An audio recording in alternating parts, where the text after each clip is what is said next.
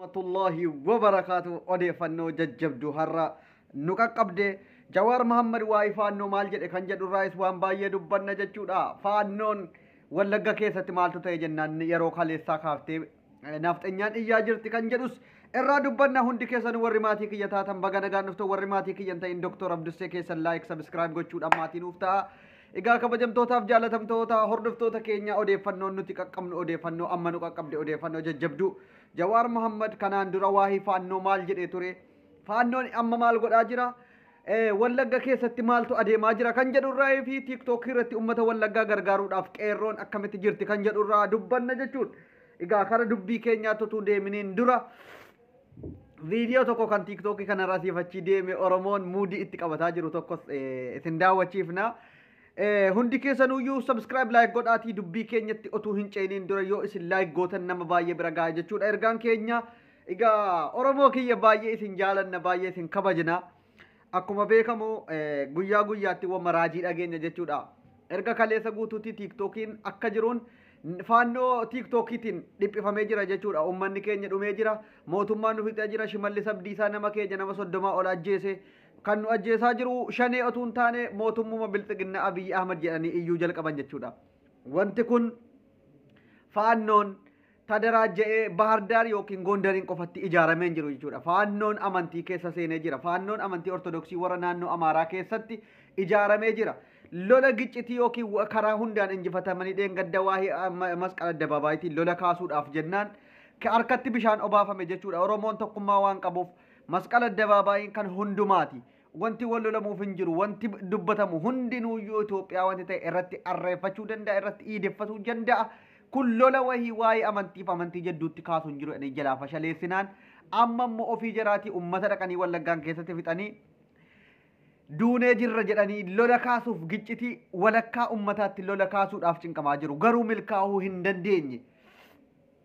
Waggaa lama sadi dura yoo dhaggeeffataniitu ta'e Jawaar yeroo qeerroon akkasitti sabboonummaa isaatiin Oromoon sabboonummaa Oromummaadhaan boonee qabsoonsaa kun finiinu faannoonis akka Amaaraatti Amaaraadhaaf bakka bu'e akkuma qeerroon Oromoo bakka bu'ee falmatee diina buqqise faannoonis yoo tadaraaja'ee Itoophiyaa jala dhokatanii Itoophiyaa jedhanii maqaa Itoophiyaatiin soba sobuurraa Amaaraa ta'anii faannoo uummata Amaaraatiif likkiitti dhaabbatu yoo jiraate mootummaan illee hin sodaata. Gaafii uummanni Amaaraa gaafatu seeraan deebisa.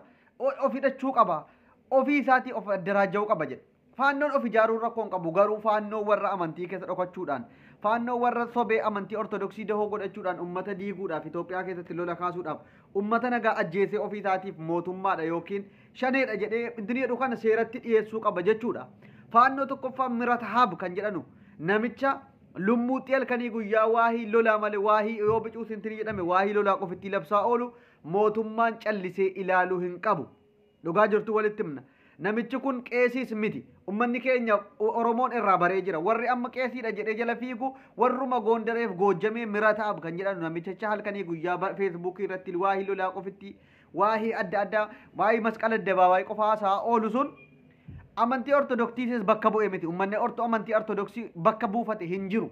Namichi lola kaasuuf masqala addabaabayiin kan Oromooti. Lafti kan Oromooti hora Finfinneeti. Garuu hundinuuyyuu irratti amantiin kamuu irratti akkuma sabni kamuuyyuu Finfinneen kan Oromoo ta'e sabni kamuu keessa jiraachuu danda'u. Abbaan barbaade irratti waaqeffatu, irratti iideffatu, irratti dhaqee masqala isaa kabajatu namni isa dhowwu hin jiru. Kanaan lola kaasanii warra naannoo Amaaraa kun baay'ee cabanii miidhamanii waan jiranuuf uummata walitti buusuuf burjaaja'aa jiru. Milkaa'uu dadhabanii. Sababa kanaaf akkamitti milkaa'uu danda'u? Yoo lolli amantiif amantii jidduutti ka'e, yoo uummanni wal lole,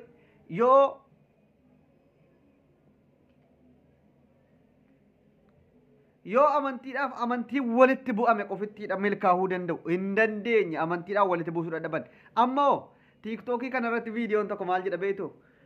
Mattoo baga jaraa እዚህ ምን ጀራ መሆን አንገቴ ላይ ሲመታኝ ሞት ኩበት ሲሞትበት ከዛን ተወኝና እኔ ደግሞ ትንሽ ቆይቼ አን ሐርከት ዱኤ ጀናን ጀን የሮን ዱኡ ነዲሴ ዴሜ ዱኤተን አቲ ዋንዱ ተፈካቴ ካቴ ሙማል ጀን ጋፈናን ጋዜጤሳ ለኪ ዱኤቱ ማን ከየ ዱኤ ጋፈን ነራ ዴሙሞ ቤካ ኦል ከየ warra akkanatti jechuudha muudii ofitti qabataa oolan faannoo akkas Oromiyaa keessa bahuu qabdi naaf xeenyaan dhugaa jirtu walitti himna oromoo bahuu si feetu miti wallaggaan keessaas ta'e eessaanuyyuu oromiyaa hunda gadhiiftee bahuu qabdi akkuma oromoon buqqifamaa jiru ummanni baalee beela'ee buqqifamee maaliin jedhaa jiru ummanni sumaaleerraa buqqa'ee utuu guutee jiru jarri koortee wallaggaan keessa mana ofii keessa bashannantee jiraachuun qabdu waboon hojii isaa itti mudduu qaba wallaggaan keessaas ta'e oromiyaa hunda keessaa naafteenyaan hacaaluu ajjeeftee kaatee hacaaluun galleen aljawaarii qalaan jette qulqulleessuu qaba dhibbaan dhibbatti yoo qulqulleessaa jiraattan annan deeggara garuu siyaasa taphachuudhaaf isa jarri ofiisiitii faannoon baharii intinii ceetee dhuftee oromiyaa keessa garmaamtu callistanii ilaalina wabo oromiyaan harka keessan jirti yeroo kanatti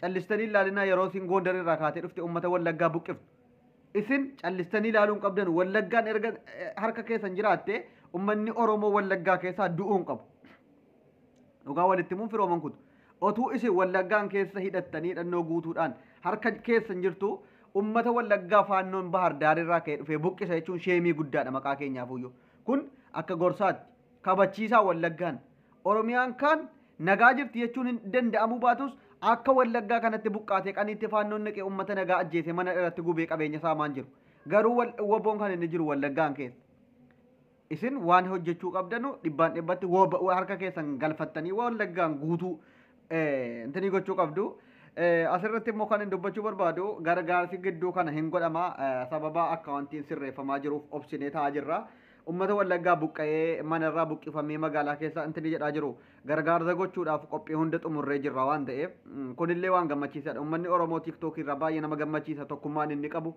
waan gaggaarii qofa hojjetaa jirra jajjabaadhaa wal jajjabeessa ijoollee wallaggaattis nuti bakka hundatti sagalee taana oromoo wallootiifis ummata baaleetiifis hundaafuu sagalee taa jirra ummata booranaatiifis takkaa callisnee hin beeknu dhugaa dubbachuudhaaf har'as boris ummanni wallaggaa ummata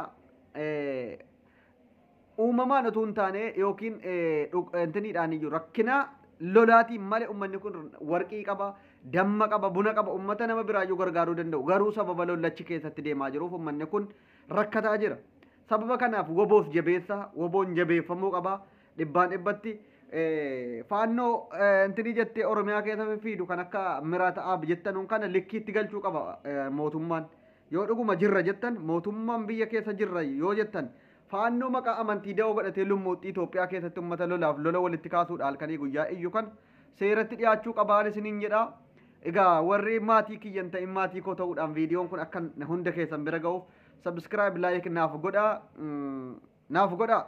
godhaadha sila isin jaaladha oromoo kiyya dubbii tokko tokko itti daddaballee ifni mimmeessinee isin biraa ga'uun hojii keenya nagaan isiniif haa baay'atu